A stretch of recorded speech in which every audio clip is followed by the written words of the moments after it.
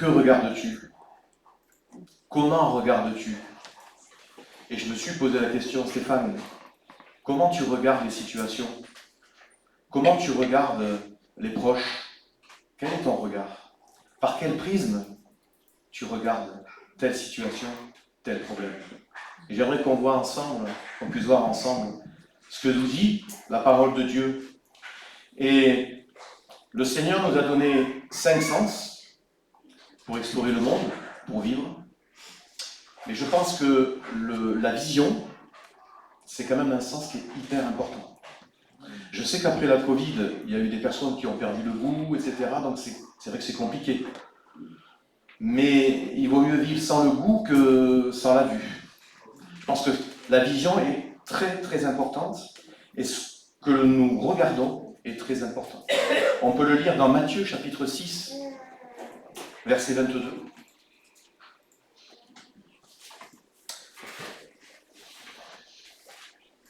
L'œil est la lampe du corps. Si ton œil est en bon état, tout ton corps sera éclairé. Mais si ton œil est en mauvais état, tout ton corps sera dans les ténèbres. Si donc la lumière qui est en toi est ténèbres, combien seront grandes ces ténèbres?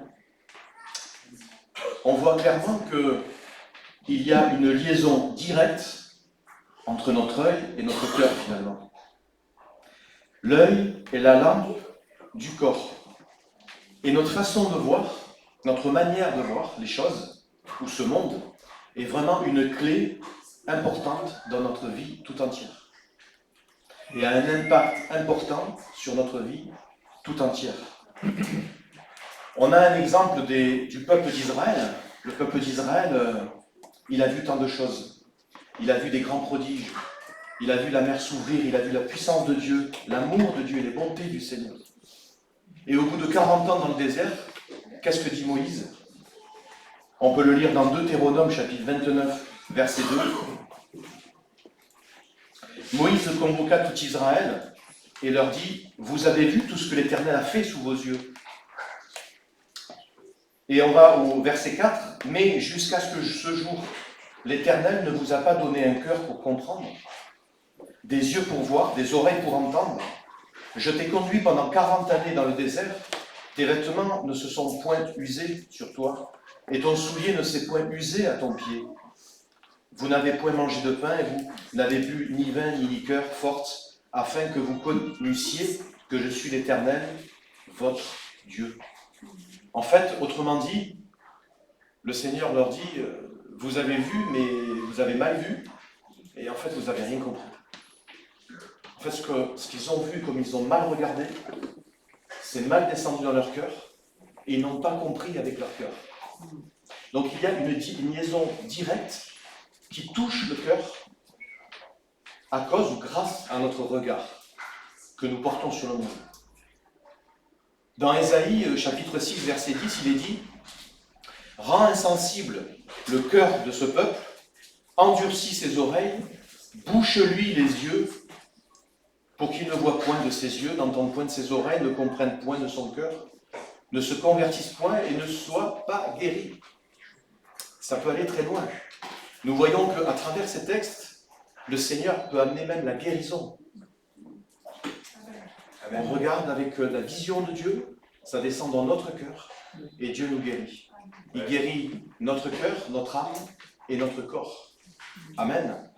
Tout ça par la vision qui est en liaison directe avec notre cœur. C'est ce que on disait tout à l'heure dans 1 Samuel. Vous n'entendez pas? C'est qu'il ne peut pas. Ouais, merci. Je vais pas te prendre la main. Ouais. Il est clair donc que la vision vous m'entendez mieux là? La vision est en liaison directe avec le cœur. On peut le lire évidemment dans 1 Samuel chapitre 16, verset 7. C'est Dieu qui parle à Samuel, il lui dit: « L'homme regarde à ce qui frappe les yeux, mais l'Éternel regarde au cœur. » Et vous savez quoi? Je lisais que les sages d'Israël appellent le cœur la source. Et en fait, le mot œil et source sont les mêmes. C'est ayin en hébreu. Et donc, on peut le lire dans plusieurs versets. Dans le Proverbe chapitre 4, verset 23, il est dit « Garde ton cœur plus que toute autre chose, car de lui viennent les sources de la vie. » Et j'aime bien aussi dans Français courant, « Avant tout, prends garde à ce que tu penses au fond de toi, car ta vie en dépend. » C'est quand même énorme. Ça a un impact insoupçonné, insoupçonnable. On peut lire aussi dans 2 Chroniques, chapitre 7, verset 16. « Maintenant je choisis et je sanctifie cette maison, pour que mon nom y réside à jamais, et j'aurai toujours là mes yeux et mon cœur. » Mes yeux et mon cœur. Les deux sont souvent liés. Dans Jérémie, chapitre 5, verset 21, « Écoutez ceci, peuple insensé, et qui n'a point de cœur, ils ont des yeux et ne voient pas. Ils ont des oreilles et n'entendent point. Dans Lamentation, si notre cœur est souffrant, si nos yeux sont obscurcis. » Si nos yeux sont obscurcis. Alors, effectivement, il y a une différence entre voir et regarder. Parce que voir, on peut dire, je vois une bicyclette passer, je vois le soleil à travers les nuages. C'est plutôt involontaire. Mais regarder, c'est vraiment volontaire.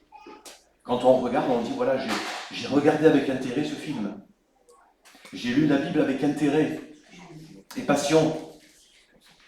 Donc on se rend compte que vraiment, la partie qui trouve un intérêt à regarder, c'est quoi? C'est le cœur. C'est le cœur qui trouve un intérêt à regarder quelque chose ou quelqu'un. Et notamment, il faut avoir le bon œil, j'allais dire. Et la Bible parle de l'œil droit. Je ne sais pas si vous avez remarqué, l'œil droit.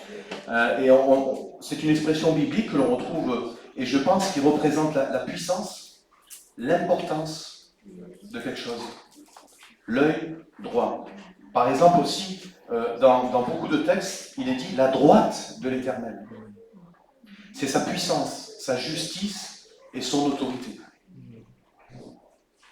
Il est dit dans les psaumes, par exemple, ta droite me soutient. Dans Exode 15, 6, ta droite, ô Éternel, a signalé sa force. Ta droite, ô Éternel, a écrasé l'ennemi. L'œil droit, ce qui est dit dans la parole de Dieu, c'est quand on est conduit par le Saint-Esprit. Qu'on n'est plus influencé par la chair, par l'œil charnel. Mais l'œil droit, c'est quand le Saint-Esprit nous permet de bien voir. Hein? Parce qu'on va voir tout à l'heure qu'il y a le fait de mal voir, le mauvais œil. La Bible en parle aussi du mauvais œil. D'ailleurs, on voit qu'il est dit aussi crever l'œil droit. C'est une malédiction. Hein, quand dans 1 Samuel chapitre 11, verset 2, il est dit « Mais Nakash l'ammonite leur répondit « Je traiterai avec vous à la condition que je vous crève à tous l'œil droit et que j'imprime ainsi une opprobre sur tout Israël. » C'est hyper important. N'oublions pas que le diable cherche à nous influencer. Le diable cherche à tout prix à détourner notre regard. Si nous regardons à Dieu, il cherchera toujours à détourner notre regard et à nous influencer de cet œil droit, de cet œil qui regarde dans la bonne direction, et nous pouvons succomber à la tentation. Et c'est vrai qu'il est parlé du mauvais œil. Aujourd'hui, on pourrait dire regarder de travers quelqu'un ou quelque chose. Regarder de travers. C'est ce que l'on dit souvent. Dans 1 Samuel chapitre 18, verset 9, il est dit « Et Samuel regarda David d'un mauvais œil à partir de ce jour et dans la suite. » Satan peut se servir de nos yeux, évidemment, pour regarder les mauvaises choses, ou regarder de la mauvaise manière que Dieu veut normalement que nous puissions regarder, à travers sa parole, à travers son Saint-Esprit. Et je crois que c'est toi, Mickaël, tu parlais des ouvriers de la dernière heure, tout à l'heure. Là aussi, il est dit, Ou vois-tu de mauvais œil que je sois bon? Du mauvais œil. Et ce mauvais œil-là, ça peut être un œil jaloux, peut-être, avec des convoitises, des mauvaises des convoitises vraiment qui attirent l'œil, hein, souvent, des tentations qui attirent l'œil. Et on peut le lire aussi dans 1 Jean, chapitre 2, verset 15. N'aime point le monde, ni les choses qui sont dans le monde. Si quelqu'un aime le monde, l'amour du Père n'est point en lui, car tout ce qui est dans le monde, la convoitise de la chair, la convoitise des yeux et l'orgueil de la vie, ne vient point du Père, mais vient du monde. Voyez, la convoitise des yeux. Alors je vais citer encore un exemple qui n'est pas très bon, c'est celui de Lot. Qu'est-ce qui s'est passé? Lot et Abraham étaient très riches, les bergers commençaient à se disputer, voilà, manque de place, etc. Et donc, qu'est-ce qu'a fait Lot?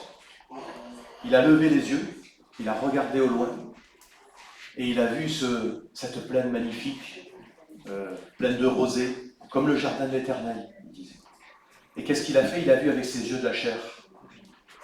Il a vu avec ses yeux de la chair. Abraham, lui, était en relation avec Dieu. Et il a dit, écoute, Lot, si tu vas à gauche, je vais à droite. Si tu vas à droite, je vais à gauche. Je te laisse le choix. Et Lot a regardé avec le regard de la chair. Il a vu que c'était magnifique. Il a dit, tiens, je vais te prendre ce qu'il y a de meilleur.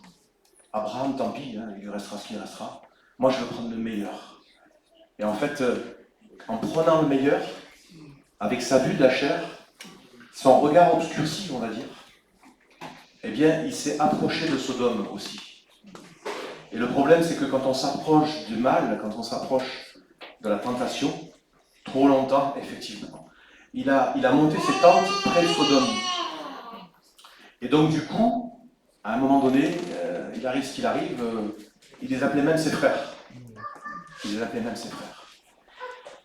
Donc, du coup, on peut le voir qu'il a fait le mauvais choix. Dans Genèse chapitre 13, verset 10, Lot leva les yeux. Lot leva les yeux. Toute la plaine du Jourdain était entièrement arrosée. Avant que l'Éternel eût détruit Sodome et Gomorrhe, c'était jusqu'à Tsoar, comme un jardin de l'Éternel, comme le pays d'Égypte. Lot choisit pour lui toute la plaine du Jourdain et il s'avança vers l'Orient. C'est ainsi qu'ils se séparèrent l'un de l'autre. Abraham habita dans le pays de Canaan, et Lot habita dans les villes de la plaine, et dressa ses tentes jusqu'à Sodome. Les gens de Sodome étaient méchants et de grands pécheurs contre l'Éternel. On voit que, voilà, il a fait plusieurs erreurs. Hein. D'abord, il a regardé les choses visibles du monde. Ça peut nous arriver. C'est vrai que face à une situation qui nous paraît impossible à surmonter, une difficulté vraiment trop grande pour nous. Et c'est ce qui frappe l'œil dans un premier temps, c'est vrai. C'est ce qu'on voit. Mais Dieu voit plus loin. Nous, notre vision, elle est très... vous savez, il y a des vidéoprojecteurs, on appelle ça des courtes focales. On voit vraiment très courtement, mais lui, il voit au-delà. Donc ça, il a voulu profiter des bénédictions, mais sans chercher Dieu. D'ailleurs, j'ai remarqué, je ne sais pas vous, mais on ne parle pas dans la Bible de la relation entre Lot et Dieu, à aucun moment. On parle d'Abraham, la relation d'Abraham avec Dieu, mais pas de Lot avec Dieu. Donc il a voulu bénéficier des bénédictions de Dieu sans le chercher. Et il a fini par considérer même aussi les méchants comme leurs frères.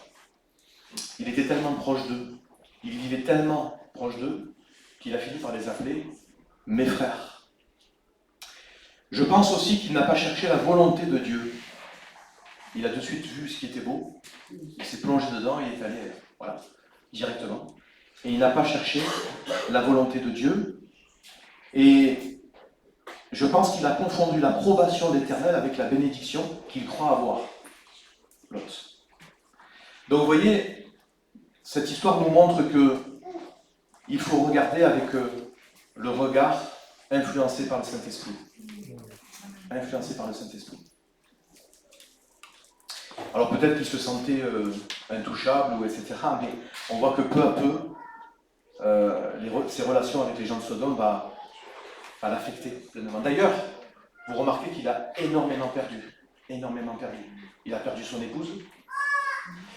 Il a perdu 2 de ses filles, parce qu'il est dit que ses beaux-fils pensaient que c'était une plaisanterie. Donc ces 2 filles-là, on ne les a pas revues après. Et il a pu sauver ces 2 filles vierges, qu'il a voulu donner en pâturage aux gens de Sodome. Il a beaucoup perdu. Et je dirais que de là est né 2 peuples, Ammon et Moab, 2 ennemis de l'Éternel. Vous voyez, ça a un impact énorme, notre vision et comment nous regardons les choses, et comment ça descend dans notre cœur et les actions que nous menons suite à ça. Dans Proverbes, chapitre 4, verset 19, il est dit « La voix des méchants est comme les ténèbres. Ils n'aperçoivent pas ce qui les fera tomber. » Vous voyez ?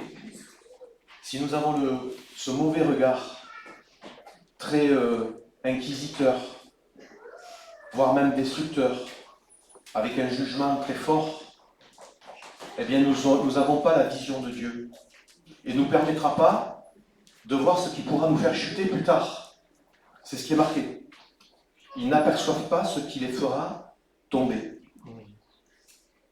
Dans Ézéchiel chapitre 13, verset 3, « Ainsi parle le Seigneur l'Éternel, malheur aux prophètes insensés, qui suivent leur propre esprit et qui ne voient rien. » Qui ne voient rien. Dieu nous donne une autre vision. Lorsque nous plaçons notre confiance en lui, il nous donne une autre vision du monde. Il nous donne même une autre vision de nous-mêmes aussi. On voit à travers le prisme de sa parole, à travers le prisme de son Saint-Esprit. Amen. Amen. Dans Genèse chapitre 22, verset 13 aussi, on voit par contre que Abraham leva les yeux et vit derrière lui un bélier retenu dans un buisson par les cornes. Et il offrit un sacrifice. Il leva les yeux. Il est dit aussi dans 1 Chronique, chapitre 21, David leva les yeux et vit l'ange de l'Éternel se tenant entre la terre et le ciel. Ça veut dire que ce sont des hommes selon le cœur de Dieu, on est d'accord ? Ils étaient remplis de l'esprit. Et lorsqu'ils levaient les yeux, ils regardaient à l'Éternel et Dieu leur montrait ce qu'il voulait vraiment leur montrer. Parce qu'ils étaient remplis d'esprit. Leur regard, c'était un regard par le prisme de la parole de Dieu. Et donc du coup, Dieu leur montre, leur révèle des choses qu'ils n'auraient pas pu voir avec un œil charnel. Et c'est descendu dans leur cœur. Amen. Amen.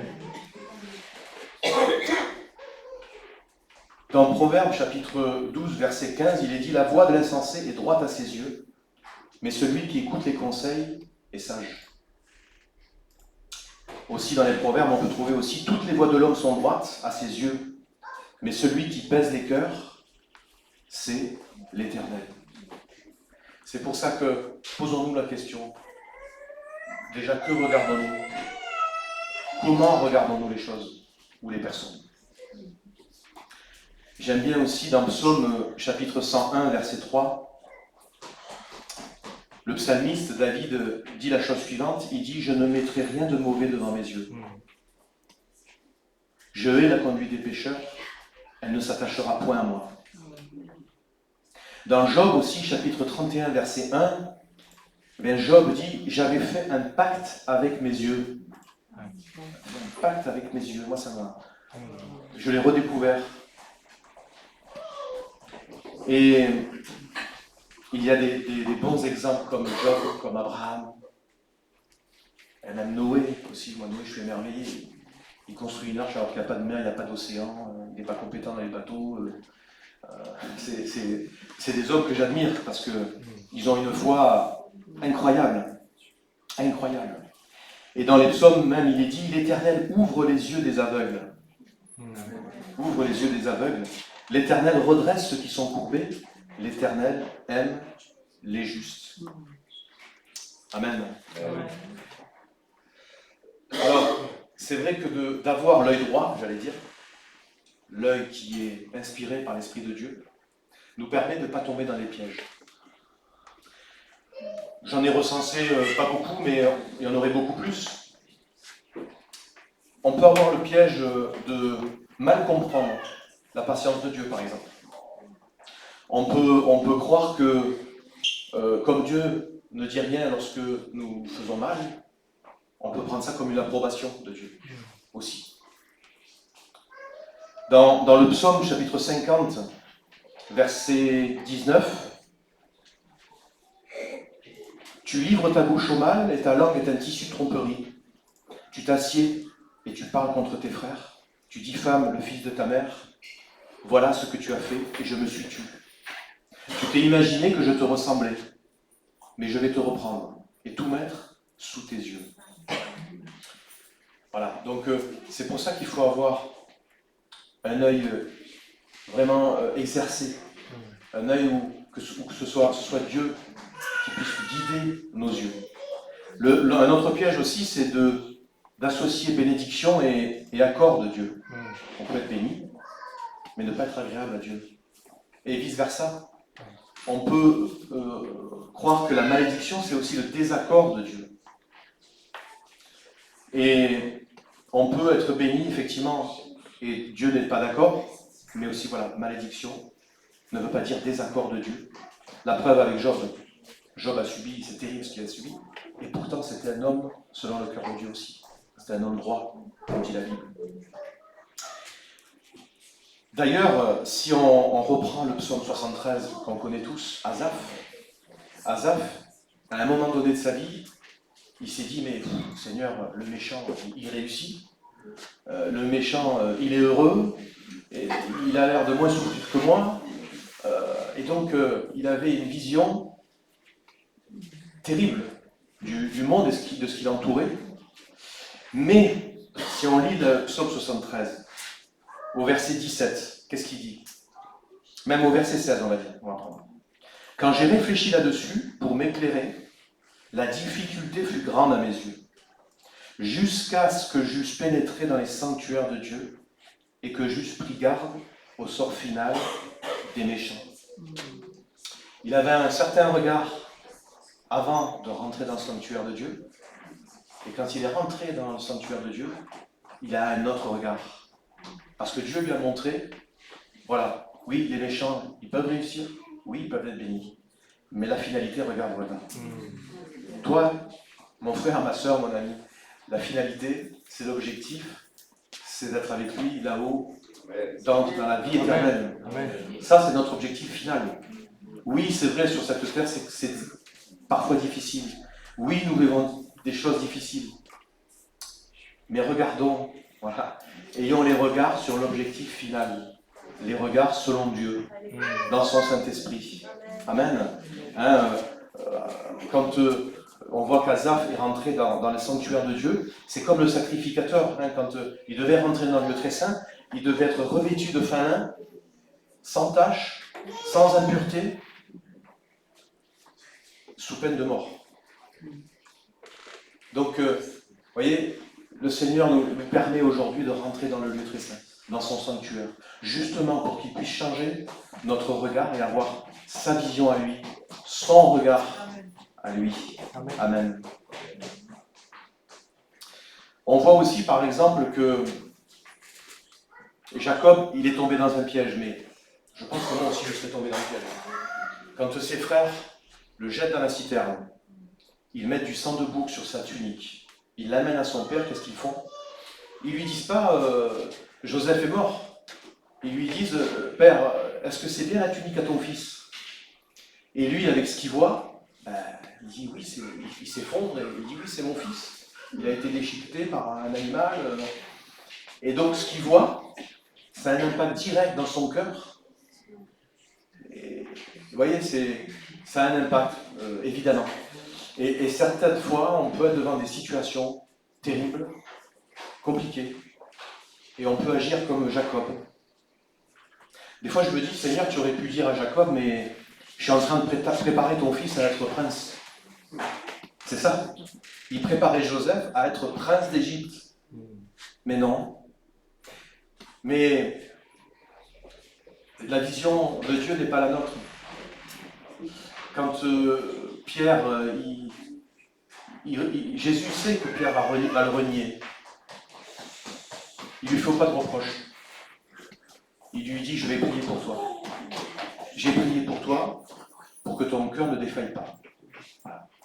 Et donc, ça c'est formidable. Le Seigneur prie pour nous chaque jour, pour que nous puissions avoir un autre regard, pour que notre cœur puisse rester proche de lui. Amen. J'aimais bien, j'avais écouté un rabbin qui disait la chose suivante.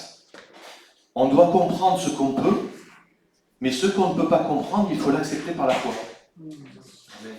Et il continue, il dit, quand il y a la lumière, tu vois, quand il n'y a pas la lumière, tu crois. Amen. Là, Jacob, lui, il voit, il croit de suite que son fils est mort. Et bien souvent, Dieu voit plus loin. Dieu voit plus loin. Je pense que, effectivement, on le dit assez souvent, mais il est bon des fois pas des fois, toujours, de lâcher prise. Nous, on a devant les yeux des choses, effectivement, c'est des choses matérielles, ou c'est des choses physiques, j'allais dire, des choses finies. Lui, il voit l'infini.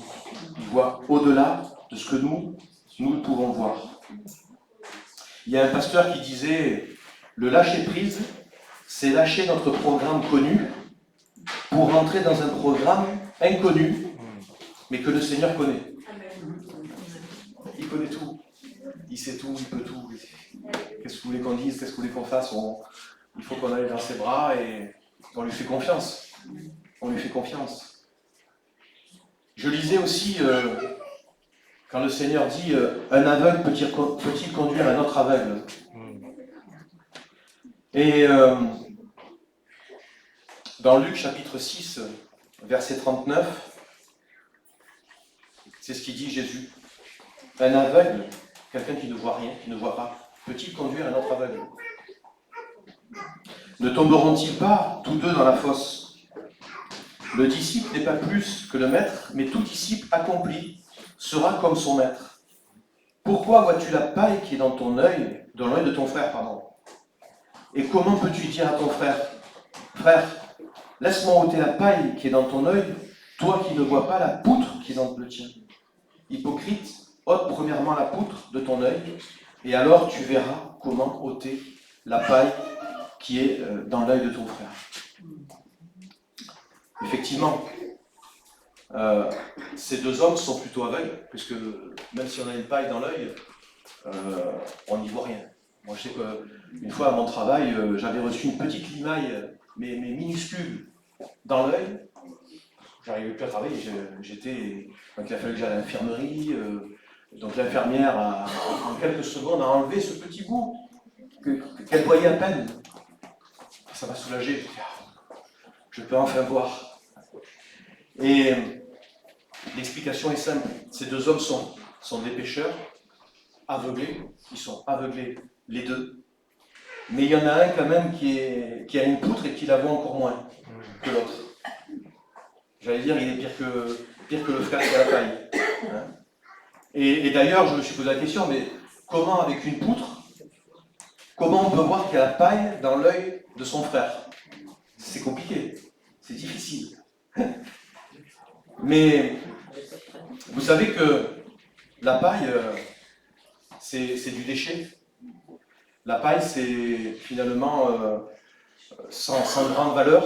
Hein, d'ailleurs, le peuple d'Israël prenait la paille pour faire des briques.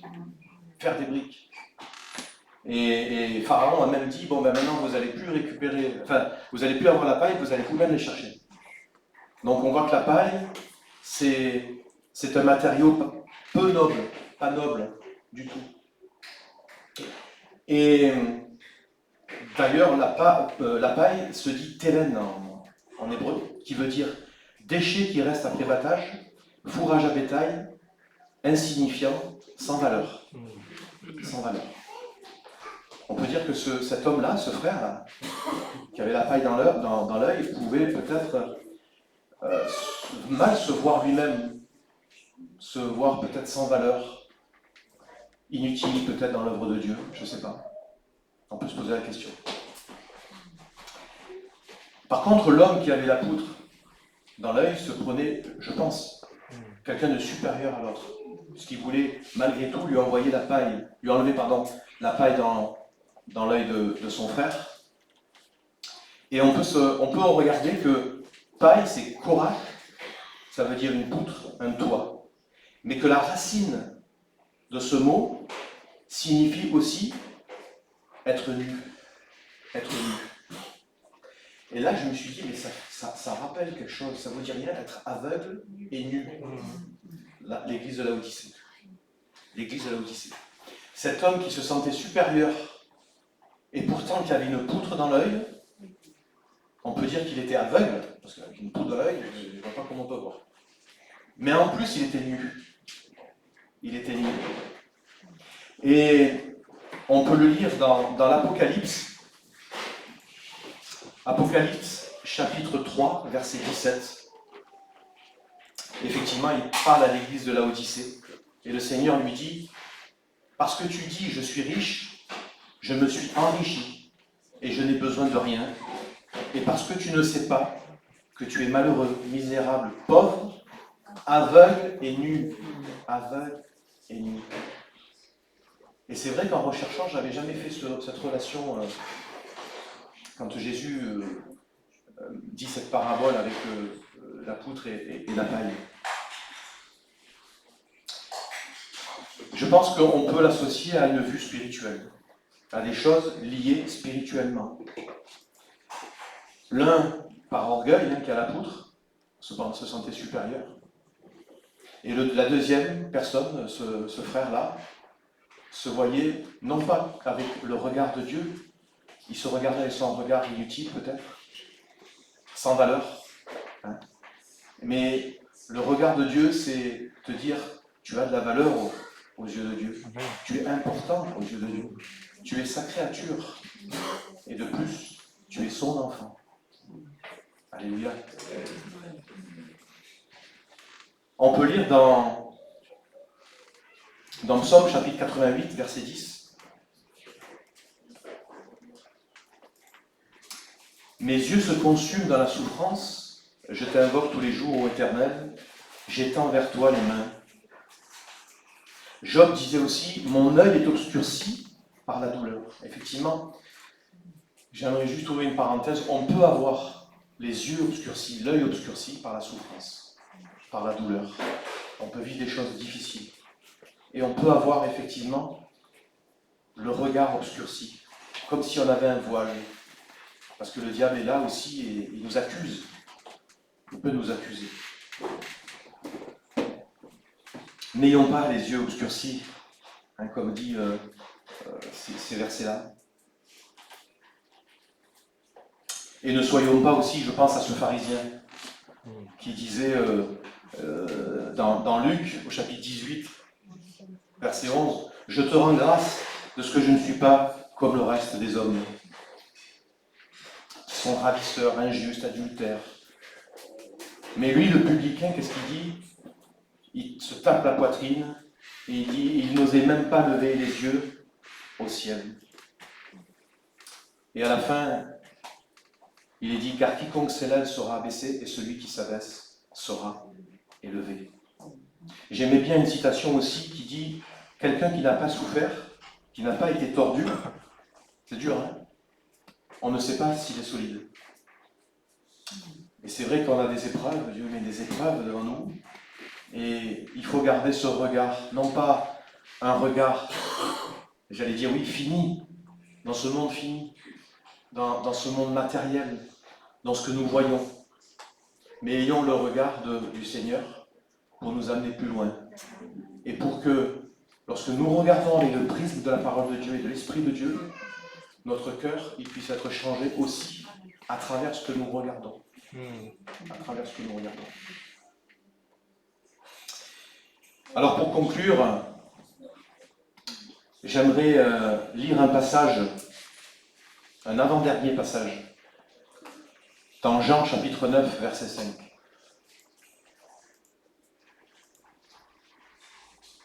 C'est Jésus qui parle, il dit « Pendant que je suis dans le monde, je suis la lumière du monde. » Après avoir dit cela, il cracha à terre et fit de la boue avec sa salive. Puis il appliqua cette boue sur les yeux de l'aveugle et lui dit « Va et lave-toi au réservoir de Siloé. » Ce nom qui signifie « envoyé ». Il y alla, se lava et s'en retourna, voyant clair. Je pense vraiment qu'il y a un signe spirituel là-dedans. C'est vraiment spirituel. Si vous lisez dans Ésaïe chapitre 8, verset 6, il est dit que ce peuple dédaigne les eaux du canal de Siloé qui coule tout doucement et il perd courage face aux deux rois, Récine et Pékin. Et Siloé veut dire envoyer, mais ça veut dire aussi laisser aller, faire traverser. Et je pense ici qu'il y a vraiment un acte spirituel de lavage des yeux. C'est vraiment spirituel. Et suite à l'onction de Jésus, suite à ce qu'il fait, il renvoie libre cette personne. Autrement dit, il était lui dans les ténèbres. Il était dans les ténèbres et voilà que Jésus lui donne la lumière. Il lui donne la lumière. Et comme nous l'avons dit, les yeux et le cœur sont en connexion directe, ce qui fait que le cœur est aussi changé à la fontaine de Siloé. Jésus a redonné la vue à cet aveugle. Il a non seulement vu, mais son cœur a été changé. Son cœur a été changé. Et je pense qu'il est bon aussi parfois de demander au Seigneur, Seigneur, lave-moi les yeux. Je veux aller au canal de Siloé. Je veux que tu viennes laver mes yeux pour que mon cœur puisse recevoir ton Saint-Esprit, puisque c'est en liaison directe. Et je veux aller à la fontaine de Siloé. Le Seigneur nous dit ce matin, je pense, viens à la fontaine de Siloé. Oui, nous sommes imparfaits, comme le disait Christian, nous sommes imparfaits. Mais le Seigneur, il vient, il nettoie nos yeux, nous donne un autre regard, mais pas que ça. Il vient dans notre cœur, il nous donne sa paix, sa joie, son amour, tout à travers ce que nous regardons. Alors frères et sœurs, prenons courage, ayons le regard que Dieu veut que nous ayons sur les situations, sur nos proches, sur les personnes. Voilà ce que j'avais à vous dire ce matin. Amen. Voilà, on va prier avant de se quitter. Seigneur, nous sommes tellement heureux d'être dans ta main, Seigneur Dieu. Seigneur, nous voulons avoir ton regard. Nous voulons avoir ta vision, Seigneur. Parce que toi, Seigneur, tu vois loin. Seigneur, tu connais tout. Tu maîtrises tout. Et Seigneur, nous voulons vraiment que tu viennes laver nos yeux, nos cœurs. Que tu viennes renouveler nos pensées, mon Dieu. Que tu viennes renouveler notre intelligence. Pour que nous puissions ne pas avoir de mauvaises pensées, mais avoir tes pensées que tu renouvelles, mon Dieu. Que notre cœur soit renouvelé en toi. Seigneur, encourage ce matin mes frères et sœurs. Relève, Seigneur, ce qui doit être relevé. Seigneur, bénis les familles, Seigneur, bénis les couples. Seigneur, merci. Merci pour ton Église, merci pour ton amour. Sois loué, Jésus. Amen.